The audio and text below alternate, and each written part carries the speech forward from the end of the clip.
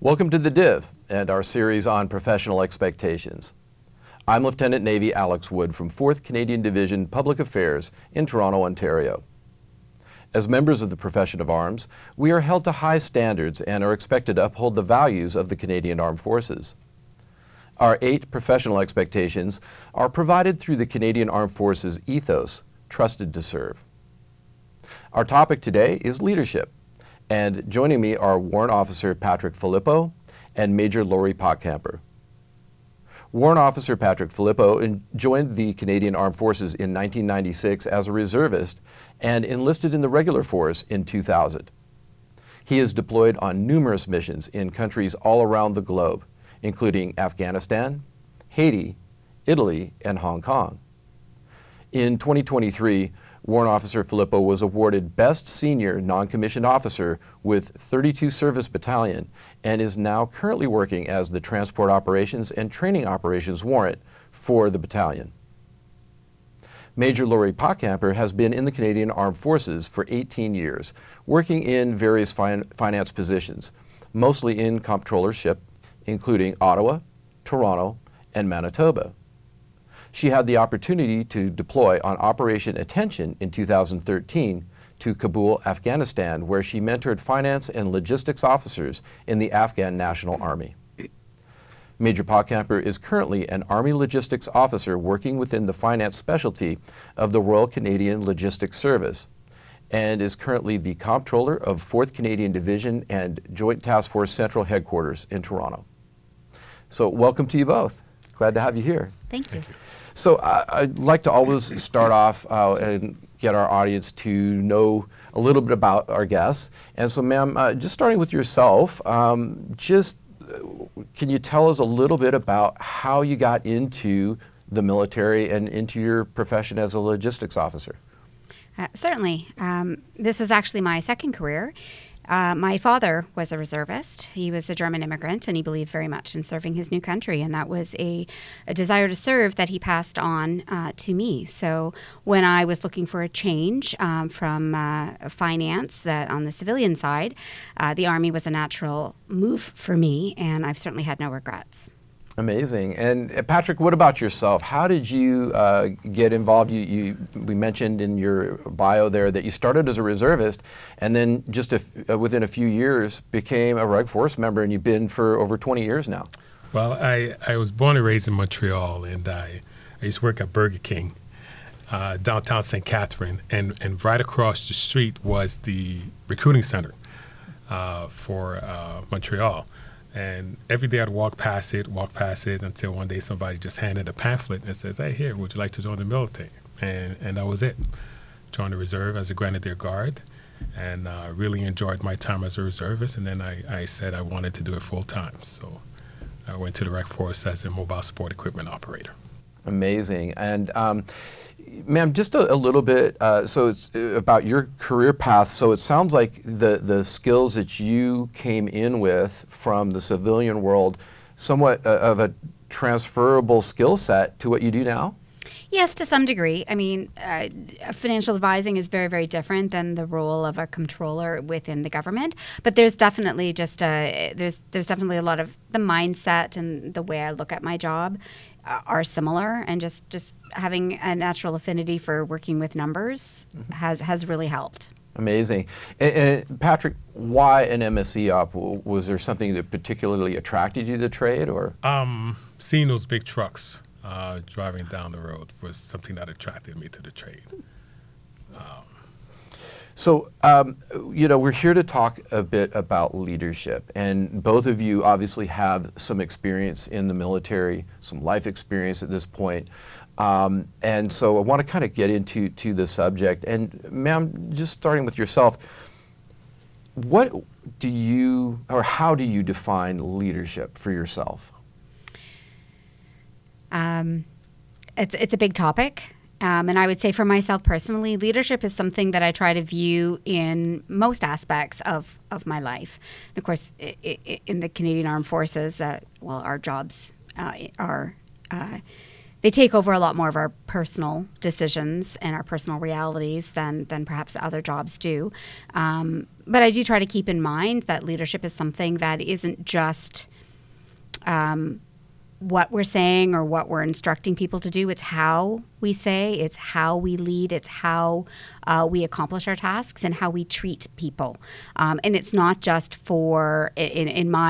in my experience, it's not just myself in charge of direct subordinates and how I treat them and how I lead them, but there's a bigger picture there too. It's how I comport myself. It's how I interact with my superiors and with my colleagues, as well as sort of on the unofficial net, people that don't maybe directly report to me, but there's everything involves with money at some point. So there's a nexus into my world that I'm interacting with a wide variety of people. And so I do try to keep in mind that leadership is something that permeates everything that we do. So in my mind, it's an important soft skill that we haven't spent a whole lot of time in the past talking about. And I'm happy that we are talking about it a little bit more and trying to identify what it means. And to me, it's how we treat people. It's how we do our work. It's how we bring people along on that journey of development and moving ourselves forward. And my role as a leader in how I do that and enable the people around me to achieve their own goals. Patrick, you're now a senior non-commissioned officer, but you started as a private, Yes. like folks that come in, through the non-commissioned ranks do, working your way up to this point. But I think that one of the interesting things about the military that's maybe a bit different from the civilian world is leadership is an expectation that's presented very early on, I would say, in the military career for a lot of folks. Can you talk to me a little bit about how the military introduces leadership, even in the junior ranks, and how that impacts people early on, and how what they can take through their career from that early introduction? The military teaches you to rally men and women into achieving a common goal, common objective, mission success. At the same time, inspiring them with confidence, in the ability to perform their task. I find that the military teaches you that from the start of your career. Has there ever been a time for you that you have felt that there was a challenge or some difficulty working with somebody in a leadership position that was superior to you, and how did you manage that? How did you overcome that situation? All the time. It happens all the time. And sometimes it doesn't mean that the person is not a great manager, but the person may not be a great leader. So, and that's why the military has a great mentorship program where you could go on and tap on and be that sponge and get as much information you can from people who are great leaders, and then come back and bring that back to your organization or to your section and try to create a positive atmosphere. Ma'am, as an officer, and again now a senior leader in your role at the headquarters there and all of that, you have a team of people that you're responsible for. And so leadership takes on, I think, new dimensions. The higher up you go, the more responsibilities that you have. How do you continue to develop your leadership skills and make sure that you're in the best position to lead your team? That's a great question. It does actually tie into some of my own thoughts about leadership pervading everything that we do. So I do try to keep that in mind, that it is incumbent upon me as a leader, especially as I continue to move up and have larger teams and more senior roles, that it's one of my responsibilities to make sure that I do develop those skills and just be aware of the impact that my personal leadership style has on the team around me. To me, being aware of or being able to pivot and apply different styles to different people in order to bring that cohesive team. And you can have a very diverse team at this point. Being able to bring those people together requires flexibility on my part. And so being open to that, being aware of it, and having open conversations it definitely helps. My personal leadership style is more collaborative, so that I'm definitely always open to that, and it is actually part of how I lead my team. And that's how I try to maintain an up-to-date view. And as long as I keep myself up-to-date in my profession, I then try to pass that on to my team in a variety of facets, not just the direct professional direction, but that mentorship and that team environment. You actually asked my next question, which is what is your personal leadership style? But let's expand a little on that. So how did you identify your style? Did it sort of come organically, or was it something that you sort of purposely decided, I want to adapt to this, this works for me, and I'm going to develop it? And how did that come about? So for me, it was a combination. It was definitely organic. It's just it's very much who I am as an officer and as a person and as a finance officer. However, I've had some challenges, as I'm sure we all have, working in difficult environments or for a difficult boss, and it actually forced me to take a look at leadership, to try to identify where the friction points were, to try to do my part as a subordinate, to try to assist in resolving those issues. I actually ended up looking up more about the leadership styles and self-identified myself. And I was actually, at that point, quite happy with reading myself in the description of a collaborative leader. And I find that finance tends to be fairly small groups of people, and it works very well in the environment that I'm in. So although it wasn't a specific decision, I think it's been very much an organic, it's been a natural fit, and probably why I've really enjoyed and continued working in finance, despite logistics being a very large field. It has worked for me because my leadership style works well in that environment. But it crystallized to me that that is my style, and that I'm happy with that style, and I want to continue moving forward utilizing that style of leadership. Patrick, you've had a number of tours. You've gone to a number of different countries overseas in your career. Does leadership take on new challenges or different aspects when you're on tour versus, say, here domestically working in the service battalion? It does, because we're in a different environment. Being overseas is on real time. You cannot cut corners, right? You have to trust your training. You have to trust your leadership. You have to trust the man next to you or woman next to you. So it's a different challenge than being at home in Canada, where you can make mistakes because you learn from those mistakes. But when you're overseas, there's no room for error. What's the most exciting part about your job as an MSE op?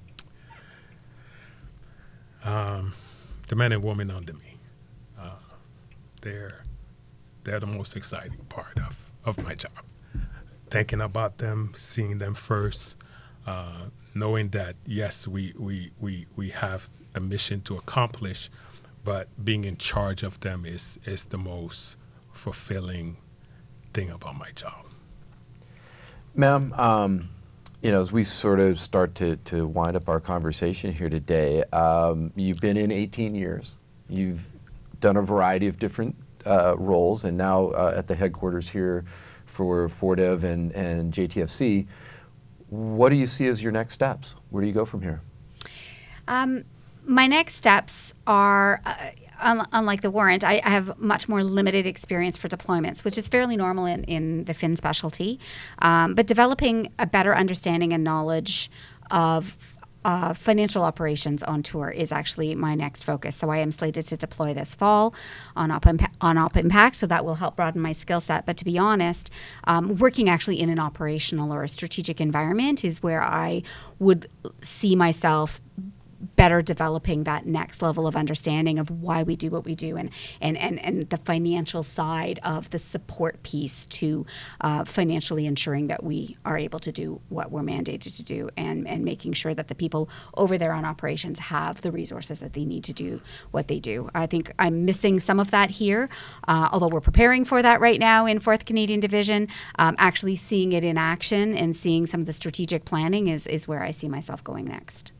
And so I guess this tour will actually kind of give you some practical experience in terms of what the outcome or what the effects of what you do more administratively, how that takes place? Yes, that keeps that connection between what's actually happening on the ground versus the planners. And that's always a risk when you go into corporate or strategic anything, is making sure that you don't lose sight of, several levels down, people that are actually operating with the results of your planning and execution decisions. So I'm really excited about being able to see firsthand what that means on the ground, and ideally translating that into, solid planning and procedures that provide a balance between the strategic environment and the operational environment. And Patrick, I know you're getting ready to take on a new role, newly promoted, and so with that comes different changes in terms of career and job and responsibilities. Tell me about your next posting and where you see your career going. I'm going to be the divisional fleet regional manager. So I don't know much about fleet, but I'm open to the challenge. I've heard I have some great leaderships over there. The G4 is amazing. My supervisor is amazing, so I know they'll put me on the right path. And as far as aspiration in my career is to be the occupational chief one day.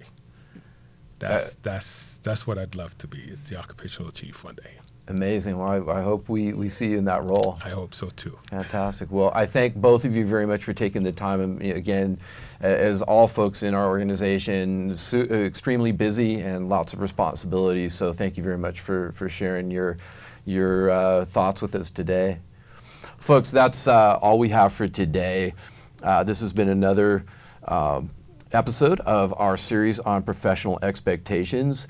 Don't forget to follow us on social media, and we'll see you next time.